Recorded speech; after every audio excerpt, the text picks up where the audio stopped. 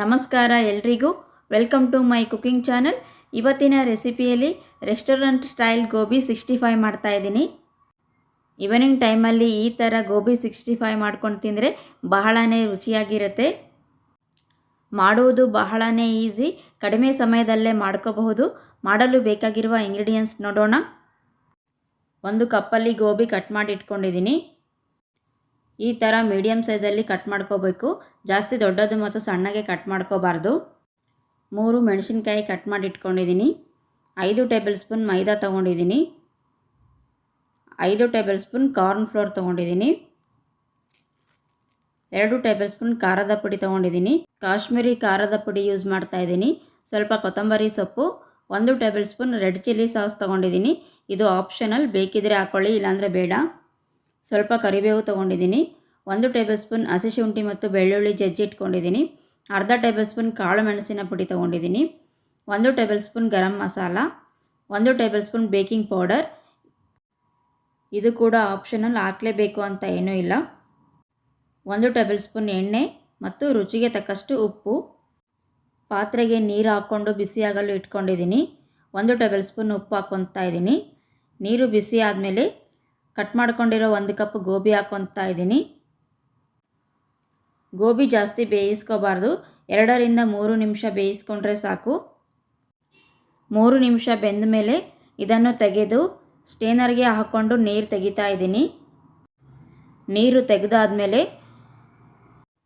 ಕಡಾಯಿಗೆ ಎಣ್ಣೆ ಹಾಕ್ಕೊಂಡು ಬಿಸಿಯಾಗಲು ಇಟ್ಕೊತಾ ಇದ್ದೀನಿ.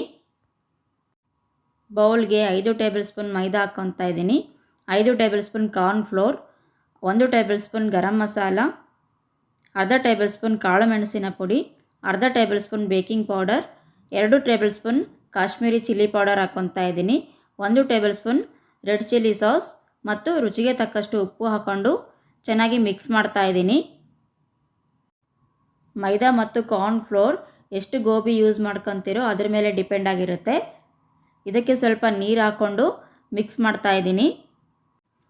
ಕೋಟಿಂಗ್ ಮಾಡೋದಕ್ಕೆ ನೀರು ಜಾಸ್ತಿ ಹಾಕೋಬಾರ್ದು, ಕನ್ಸಿಸ್ಟೆನ್ಸಿಗೆ ಎಷ್ಟು ಬೇಕೋ ಅಷ್ಟು ನೋಡ್ಕೊಂಡು ಹಾಕ್ಕೊಳ್ಳಿ. ನಾನು ಇದಕ್ಕೆ ಇನ್ನೂ ಸ್ವಲ್ಪ ನೀರು ಹಾಕ್ಕೊಂಡು ಮಿಕ್ಸ್ ಮಾಡ್ತಾ ಇದ್ದೀನಿ. ಹಿಟ್ಟು ಜಾಸ್ತಿ ತೆಳ್ಳಗೆ ಮತ್ತು ಗಟ್ಟಿಯೂ ಮಾಡ್ಕೋಬಾರ್ದು. ಚೆನ್ನಾಗಿ ಮಿಕ್ಸ್ ಆಗಿದೆ. ಈ ಕನ್ಸಿಸ್ಟೆನ್ಸಿಯಲ್ಲಿ ರೆಡಿ ಮಾಡ್ಕೊಂಡಿದ್ದೀನಿ. ಈಗ ಕುದಿಸ್ಕೊಂಡಿರೋ ಗೋಬಿ ತೊಗೊಂಡು ಈ ಥರ ಕೋಟಿಂಗ್ ಮಾಡ್ತಾ ಇದ್ದೀನಿ. ಈ ಥರ ಹಿಟ್ಟಲ್ಲಿ ಅದ್ದಿ ಎಣ್ಣೆಗೆ ಹಾಕ್ಕೊತಾ ಇದ್ದೀನಿ. ಇದೇ ಥರ ಎಲ್ಲ ಗೋಬಿನೂ ಹಿಟ್ಟಲ್ಲಿ ಕೋಟಿಂಗ್ ಮಾಡಿಕೊಂಡು ಎಣ್ಣೆಯಲ್ಲಿ ಫ್ರೈ ಮಾಡ್ಕೊಳ್ಳಿ. ಎಣ್ಣೆ ಜಾಸ್ತಿ ಬಿಸಿಯಾಗಿರಬಾರ್ದು, ಗ್ಯಾಸ್ನ ಮೀಡಿಯಮ್ ಫ್ಲೇಮಲ್ಲಿ ಇಟ್ಕೊಂಡು ಫ್ರೈ ಮಾಡ್ಕೊತಾ ಇದ್ದೀನಿ. ಗೋಬಿ ಇದ್ದರೆ 5 ನಿಮಿಷದಲ್ಲೇ ಮಾಡ್ಕೋಬಹುದು. ಗೋಬಿ 65 ಭಾಳನೇ ಟೇಸ್ಟಿಯಾಗಿರುತ್ತೆ. ಕಡಾಯಿಯಲ್ಲಿ ಎಷ್ಟು ಹಿಡಿಯುತ್ತೋ ಅಷ್ಟು ಹಾಕ್ಕೊಂಡು ಫ್ರೈ ಮಾಡ್ಕೊತಾ ಇದ್ದೀನಿ. ಕಾಶ್ಮೀರಿ ಚಿಲ್ಲಿ ಪೌಡರ್ ಯೂಸ್ ಮಾಡಿರೋದ್ರಿಂದ ಕಲರ್ ಚೆನ್ನಾಗಿ ಬಂದಿದೆ. ಎಣ್ಣೆಯಲ್ಲಿ ಫ್ರೈ ಆದಮೇಲೆ ಇದನ್ನು ತೆಗೆದು ಪ್ಲೇಟ್ಗೆ ಹಾಕ್ಕೊತಾ ಇದ್ದೀನಿ. ಇದನ್ನು ತೆಗೆದಾದಮೇಲೆ ಪ್ಯಾನ್ಗೆ 1 ಟೇಬಲ್ ಸ್ಪೂನ್ ಎಣ್ಣೆ ಹಾಕ್ಕೊತಾ ಇದ್ದೀನಿ.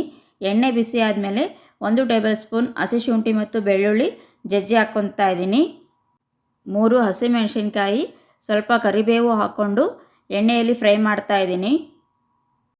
ಈ ರೆಸಿಪಿ ನಿಮಗೆ ಇಷ್ಟ ಆದರೆ ಲೈಕ್ ಮಾಡಿ, ಶೇರ್ ಮಾಡಿ, ಕಮೆಂಟ್ ಮಾಡಿ ತಿಳಿಸಿ ಹೇಗಿದೆ ಅಂತ. ಈಗಲೇ ಸಬ್ಸ್ಕ್ರೈಬ್ ಮಾಡಿಕೊಂಡು ಪಕ್ಕದಲ್ಲಿರೋ ಬೆಲ್ ಐಕನ್ನ ಕ್ಲಿಕ್ ಮಾಡ್ಕೊಳ್ಳಿ. ಎಣ್ಣೆಯಲ್ಲಿ ಫ್ರೈ ಆಗಿದೆ. ಇದನ್ನು ತೆಗೆದು ಗೋಬಿಗೆ ಹಾಕ್ಕೊತಾ ಇದ್ದೀನಿ. ಗೋಬಿ ಮೇಲೆ ಹಾಕ್ಕೊಂಡು ತಿನ್ನೋದ್ರಿಂದ ಬಹಳನೇ ಟೇಸ್ಟಿಯಾಗಿರುತ್ತೆ. ಸ್ವಲ್ಪ ಕೊತ್ತಂಬರಿ ಸೊಪ್ಪು ಹಾಕ್ಕೊತಾ ಇದ್ದೀನಿ. ಈಗ ಗೋಬಿ 65 ರೆಡಿಯಾಗಿದೆ. ಇದು ಟೊಮೆಟೊ ಕೆಚಪ್ ಜೊತೆ ತಿನ್ನೋದಕ್ಕೆ ಬಹಳನೇ ಟೇಸ್ಟಿಯಾಗಿರುತ್ತೆ. ಈ ಥರ ಗೋಬಿ 65 ಮಾಡಿಕೊಂಡು ಎಂಜಾಯ್ ಮಾಡಿ. ಮತ್ತೆ ಸಿಗ್ತೀನಿ ಮತ್ತೊಂದು ರೆಸಿಪಿಯೊಂದಿಗೆ. Thanks for watching my video.